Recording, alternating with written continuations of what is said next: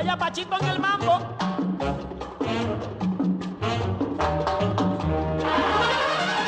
Pues sí, señores, esta es la verdad. Hay un señor de talento y razón, inteligente, despierto y gentil, que rinde culto siempre al corazón. ¿Quién es? ¿Quién es? Yo lo voy a decir. ¿Quién es? ¿Quién es? Yo los voy a decir. ¿Quién es? ¿Quién es? Lo tengo que decir. ¿Quién es? ¿Quién es? Se lo voy a decir. Para ustedes, en este momento, aparece el chirotero.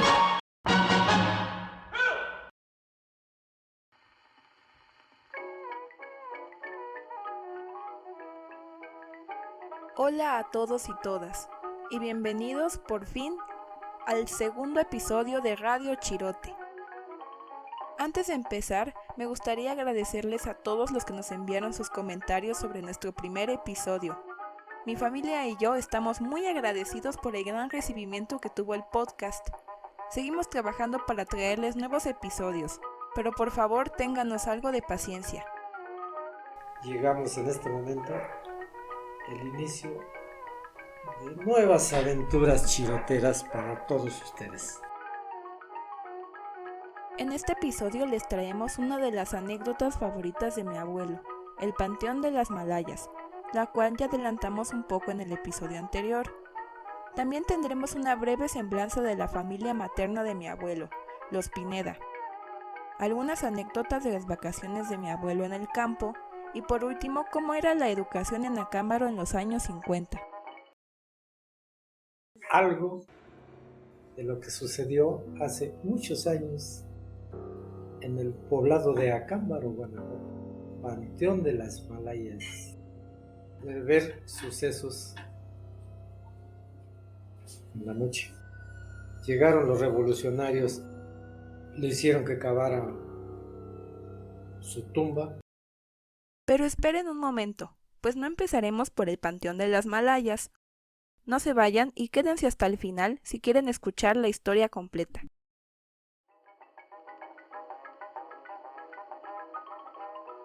Como ya dijimos en el primer episodio, mi abuelo nació y vivió sus primeros años en Acámbaro, Guanajuato, en el centro de la ciudad. Aunque aún sigue siendo una localidad rural, en ese entonces lo era todavía más, por lo que mi abuelo tuvo mucho contacto con la vida del campo durante su infancia. Cuando yo era niña, disfrutaba mucho sus historias sobre el campo, tal vez porque mi vida en la ciudad era muy distinta a la infancia de mi abuelo con su familia, los animales que tenían, la comida y los usos y costumbres del campo. Los dejo con mi abuelo y sus anécdotas en el campo con la familia de su tío Francisco Pineda.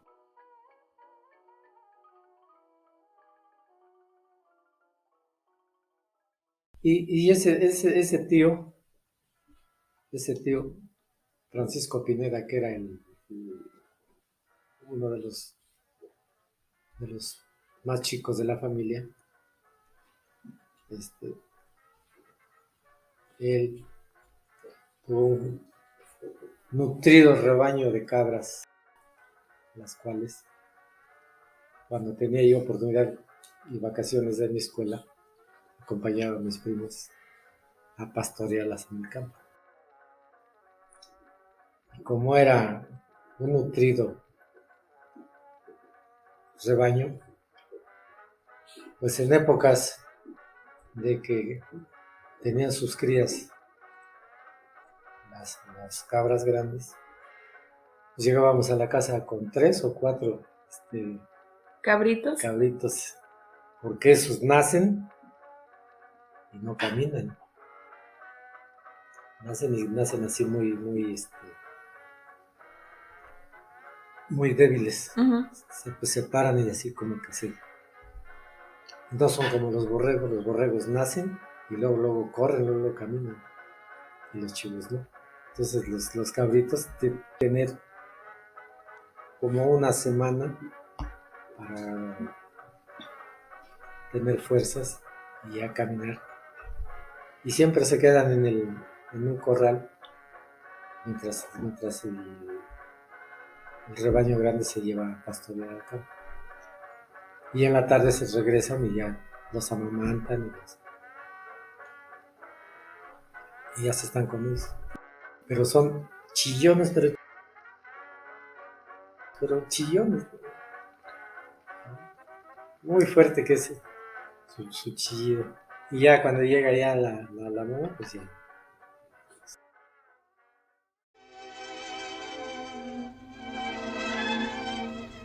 Yo soy quien soy y no me parezco a nadie. Me cuadra el campo y el chiflido de sus aires. Mis compañeros son mis buenos animales. Chivos y mulas y uno que otro viejo güey. Un cuervo azul y un puerco color naranja cantaban juntos. Qué bonita es la Pero parranda. a las 7 de la mañana ya estábamos ordeñando las cabras. Y a las 7:30 de la mañana estábamos almorzando. Unos ricos frijolitos refritos, unas tortillitas hechas a mano, un pedazo de queso, porque no lo hacían en adobera, sino que hacían las bolas de queso. Nos daban un buen pedazo de queso y nos servían la leche en un recipiente, el cual le ponías un poquito de sal a la leche. ¿Por qué Le sal? ponías un pedazos de tortillas así recién hechas y se sopeaba tan rico eso, que me estás viendo en 80 años, producto de toda esa alimentación sana, natural, original y rica en todas sus propiedades. De puro chopear leche con tortilla. ¿Cómo ves? ¿Pero por qué sal y tortilla? No. Porque lo paladeas así rico, porque en ese Ajá. momento te sabes. ¿Qué lleva el queso? Sal. Exacto. La tortilla, ¿qué le pones? También le pones sal. Ajá. Y entonces la leche, riquísimo. ¿Qué le pones al queso? Sal. Pues la sal también le puedes poner en la leche. Y sabe. Y es la leche diferente a la leche de vaca. No, era así, pero exquisito. No tienes idea. ¿Cuál te gustaba más? ¿La de cabra o la de vaca? No, la de cabra. Pero eso era nada más en las ocasiones en las cuales yo iba de visita con mis tíos. Porque nosotros vivíamos en Acámbaro y mis tíos vivían en Jerez.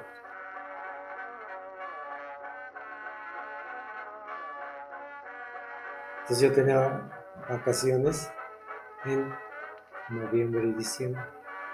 Y enero y entrábamos en febrero a la escuela. Porque se terminaban los cursos escolares a finales de octubre, que era la exposición y que era la entrega de los títulos de primaria. Llegamos a uno de mis temas preferidos de todas las anécdotas que me ha contado mi abuelo, la escuela. La vida escolar de mi abuelo fue totalmente distinta a la mía, empezando por su calendario escolar, que como ya dijo, iniciaba en enero y terminaba en octubre. Entonces, pues era emocionante que todos los días entrabas a las 9 de la mañana y salías a las 12 del día. Qué gusto. Pero tenías a las 10:30 tenías tu recreo y regresabas a las 11 a tus clases. Y se terminaba las clases a las 12 del día. Te ibas a tu casa. Tenías que regresar a la escuela a las 3 de la tarde. Y ya regresabas comido. Comía uno y ya regresaba a la escuela. Y ya en la tarde eran 2 horas de clases. De las 3 a las 5. Pero eran muy, muy responsables el profesorado, los maestros. Te decían, se van a quedar a hacer trabajos manuales. No he podido encontrar una explicación para este horario tan distinto al actual ni cuándo se modificó, aunque yo personalmente considero que debió haber ocurrido durante las reformas educativas del presidente Adolfo López Mateos. En cuanto a los trabajos manuales, estos tenían una razón de ser dentro del sistema educativo. La filosofía educativa de la época planteaba que la educación debía ser práctica, activa, y que preparara a los alumnos para el trabajo. Y como era puros varones, puros hombres, pues nos poníamos a hacer cositas de madera, cositas de pintura, cositas de papel, muchas cosas que nos enseñaban los maestros. De ahí me aficioné a la carpintería, porque en esas épocas de los años 55, 56, todavía no había AAA. Entonces, el jabón para lavandería lo empacaban en unas cajitas de madera. Y esas cajitas de madera íbamos y comprábamos las tablitas que eran delgaditas del hueso de un AAA. Y de ahí ya nos pedían una ceguetita con un arquito. Ahí tengo en la casa uno que lo voy a enseñar. Eso, con ese arquito cortaba uno así ahí en la orillita de los mesabancos. Y empezaba a hacer una especie de maceteros.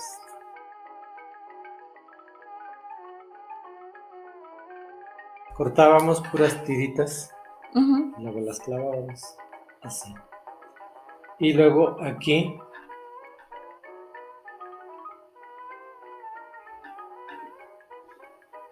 En medio.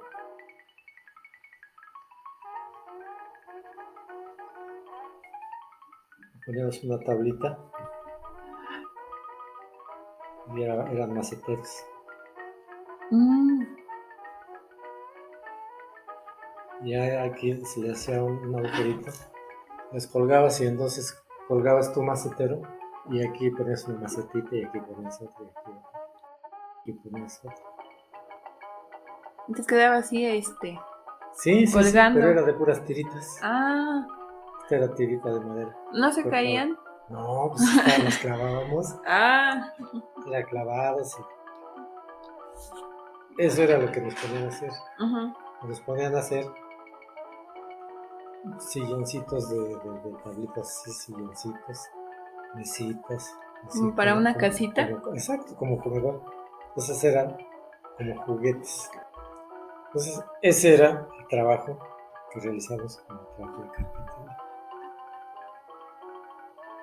Y también nos daban permiso, o lo hacíamos en las horas libres, de ir al campo y recoger piedrita de hormiguero. Las hormigas rojas, que se le llaman hormigas rieras, esas pican fuertísimo. Sacan de su agujero piedritas de un solo tamaño. Entonces nos mandaban a traer piedritas de ese tipo. Y nos llevábamos una caja de zapatos. Vacía de cartón.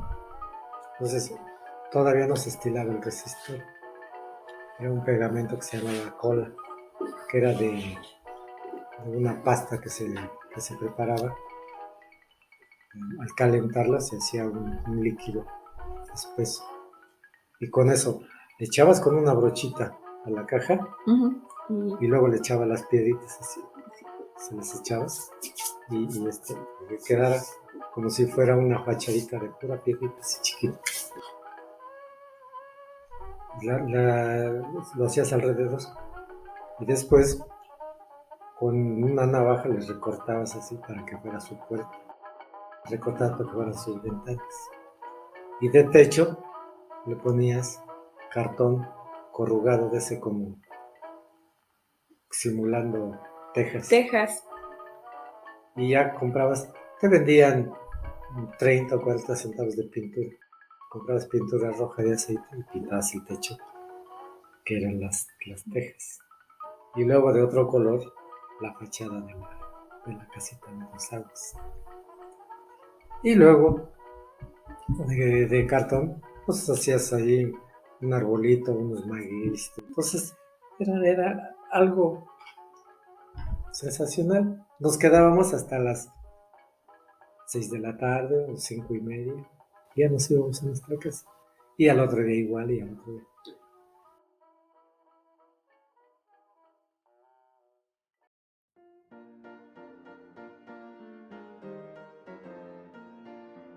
El chiste, a ver si es chiste ese de que mi madre se estaba sobando un callo y dice, ay hijo, aquí tengo un juanete, mi hermano se llama Juan, y mi hermano Gustavo, el más pequeño, que tenía como 8 años o 9, fue cuando dice, ay mamá, y yo aquí tengo un panchete.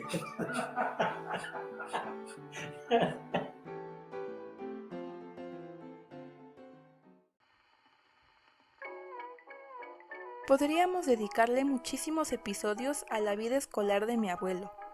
Es uno de mis temas preferidos por lo amplio que es y por lo diferente que fue mi vida escolar a comparación de la suya.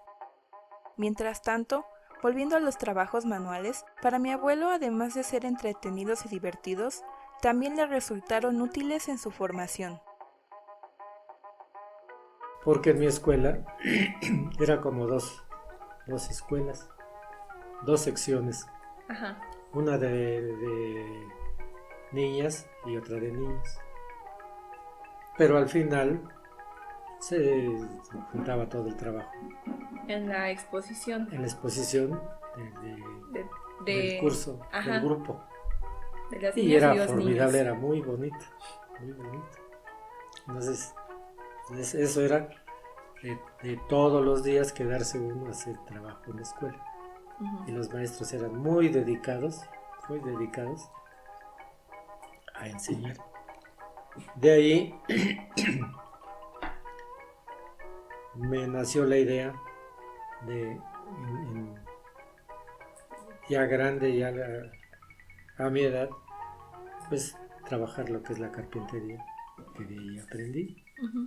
Carpintería y todo lo que es trabajo para mantenimiento habitacional. Pero de ahí nace las ganas, el gusto, el interés, ajá, por hacer cosas manuales en la vida. Aproximadamente hasta los años 60 muchas escuelas no eran mixtas. Los espacios para niños y para niñas estaban separados. En la escuela de mi abuelo los trabajos manuales también eran distintos según el género. Así es como lo explica mi abuelo. Pero entonces las niñas hacían otros trabajos manuales diferentes a los niños. Claro, lo de niñas, lo que era tejer, ajá, lo que era bordar, lo que era aparte de servilletas, pues mantelería, colchas, todo eso ellas se encargaban de confeccionar en todo el año. Bueno, te quería preguntar si las niñas no querían tejer y bordar colchas y querían también hacer juguetes de madera, ¿no podían cambiar de trabajos manuales? ¿No estaba permitido que las niñas hicieran los trabajos de los niños y viceversa? Sí estaba permitido, pero en esas épocas no se estilaba tanta libertad para eso. Ellas tenían que hacer lo que le correspondía a las niñas y los niños de ellos. Uh-huh. También nosotros, algunos aprendimos a coser lo que se llama punto de cruz.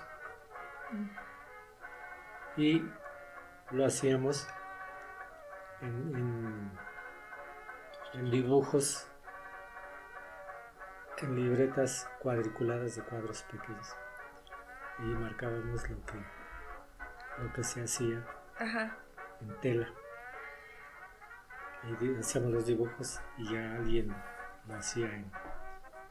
lo cosía en tela, lo que se llamaba cuadrille. Y quedaba ya el dibujito. Quedaba ya. eran cosas muy bonitas, importantes, porque sí era, el trabajo sí era mucho. Entonces, la primaria de mi abuelo era en realidad como dos escuelas diferentes. Por un lado la de las niñas y por otro y de los niños. Así que otra de las razones por las que niños y niñas no podían intercambiar trabajos manuales era por el poco contacto que había entre ambas secciones y lo difícil que era pasar de un lado a otro. Mi abuelo siempre habla con mucho cariño de su etapa escolar, a pesar de las tareas y las exigencias de los maestros. Porque salías a las 12 de la escuela y te dejaban tarea para llegando a las 3 nuevamente y pedían la tarea. Y en la tarde, después de esas 2 horas de 3 a 5, también te dejaban tarea. Para el otro día. O sea que sí era... La enseñanza era muy buena y los maestros eran muy estrictos. Todavía en esas épocas se estilaba que los maestros todavía pegaban, golpeaban y no había reclamación porque Era el maestro. estaba permitido ir el maestro. Había una maestra de segundo año que pasaba a un niño al pizarrón en matemáticas, le ponía una cuenta en el pizarrón y si aquel se tardaba, ella con una varita cuadrada le pegaba en los brazos y le repetía las tablas y pues más ponía tonto al niño. Ajá. Y aquel seco. Total de que llegaba el momento de que hubo días en que niños tenían el brazo hasta morado de tanto y las tablas y apúrate y las tablas y estudia y las tablas, pues lógico que al niño lo traumaba. Ay, no. Pobrecitos. Esa fue una maestra que se llamaba, muy nombrada, la maestra María. Una maestra ya de una edad de unos 55, 60 años, pero muy estricta, pero muy buena para enseñar. Todos los datos eran muy buenos Y aún con esas dificultades, mi abuelo logró graduarse de la primaria en el año 1957, con todos los honores. en mis épocas del 51 al 57 que salí de la primaria. Pero entonces tú entraste a la primaria, no de 6 años como ahorita entran, tú entraste más grande. No, yo ya, si tenía yo 15 años, entré de 9. 11 años. Sí. ¿Tus compañeros también entraban de 11, 10? Había compañeros que tenía yo cuando salí de sexto, Ajá. compañeros que tenían 15 y 16 años, 17 años, ya grandes, porque en esas épocas no había una exigencia, una regla parecida a los 6 años tienes que entrar en la primaria. Entonces a mí me tocó con jóvenes que ya trabajaban y estudiaban. Pero una época hermosa, bonita. ¿Qué años fueron? Los años 57, cuando terminé, cuando me gradué en la primaria. Con todos los honores. Grandes honores.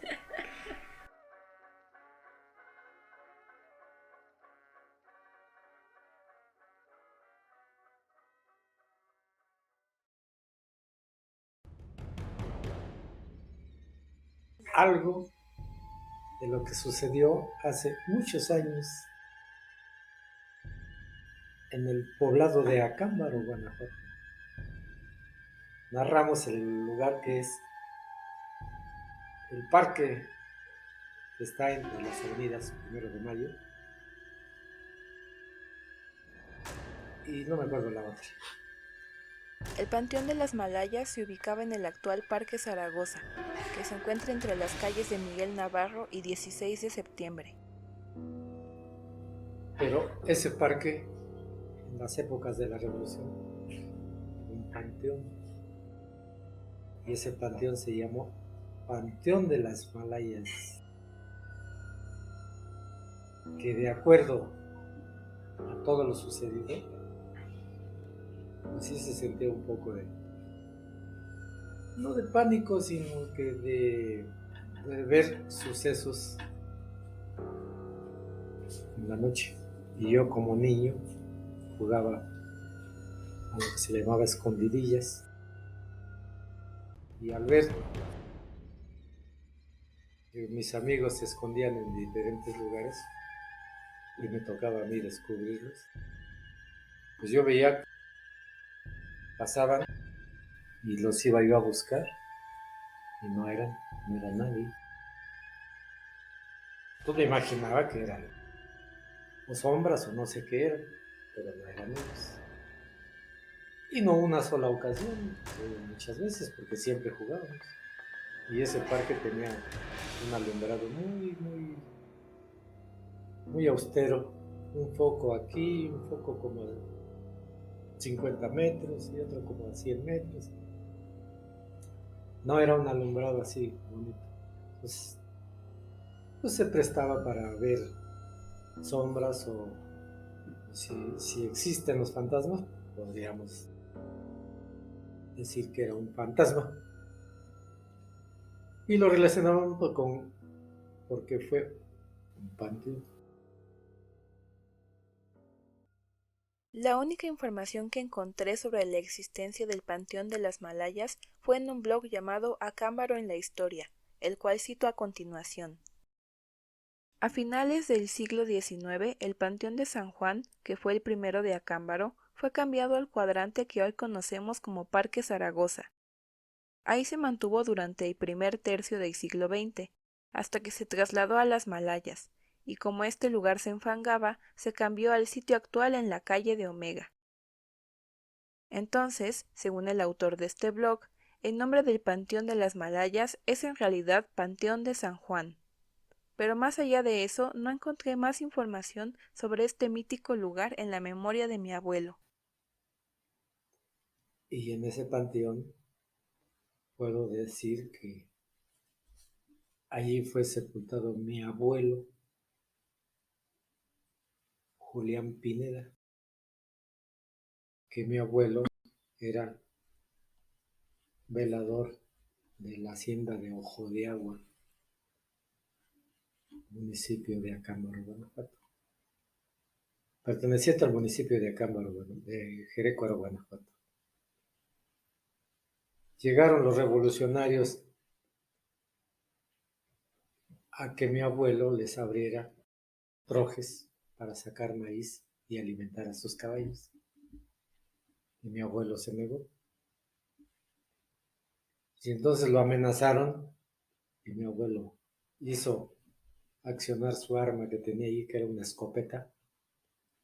Y desafortunadamente mató al comandante del grupo que comandaba. Y de ahí, sí, a cualquiera le pudo haber pegado, pero desafortunadamente al que le pegó fue al capitán, al comandante del grupo. De inmediato se lo llevaron, lo amarraron y se lo llevaron caminando hasta Acámbaro, Guanajuato, que eran aproximadamente caminando pues, como unas 6 horas, que es unos 35 kilómetros de distancia. Y llegaron con mi abuelo, le hicieron que cavara su tumba y cuando terminó lo fusilaron y lo enterraron ahí. A mi abuelo, Julián Pinel. ¿Cómo se enteraron de lo que había pasado? Todo eso lo sabía la familia. Mm.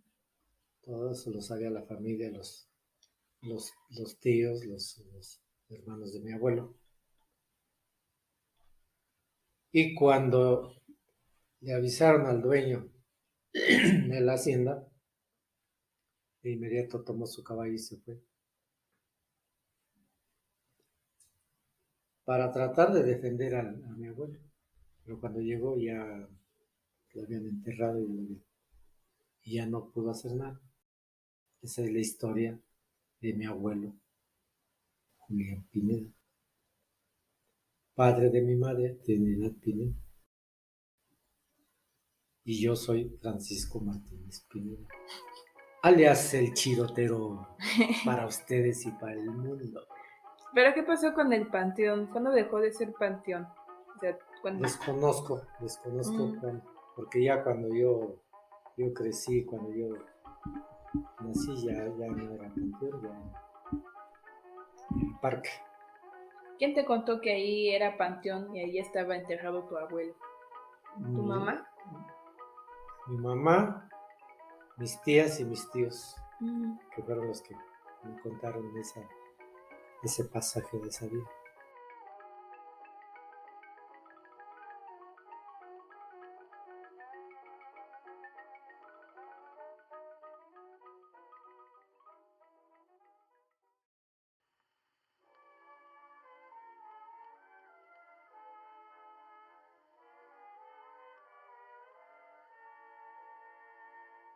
Hemos llegado al final de nuestro segundo episodio. Una vez más, gracias por haber llegado hasta aquí y por haber esperado pacientemente nuestro regreso. A mí me encanta trabajar en el podcast y sé que a mi abuelo le encanta contar sus historias. Si quieren hacernos preguntas o comentarnos algo, pueden encontrarnos en Instagram como Radio Chirote Podcast. La música utilizada es Pachito Eché de Benny Moré y Yo Soy Quien Soy de Pedro Infante, de la película La Tercera Palabra. La fotografía que está en la portada del episodio es del tablero de Pinterest Historia de Acámbaro, Guanajuato, México, de José Carlos Ángel Flores. Para conocer sobre la educación en los años 50, consulté el artículo La escuela primaria en el siglo XX, consolidación de un invento, de María Eugenia Espinosa Carvajal. Sobre el Panteón de las Malayas, consulté la entrada del blog Acámbaro en la Historia, publicada el 16 de septiembre de 2016 sobre el Hotel Internacional. Todos estos enlaces estarán en la descripción. No olviden que pueden escuchar nuestros episodios tanto en YouTube como en Spotify. Gracias por acompañarnos en un episodio más. Nos escuchamos muy pronto.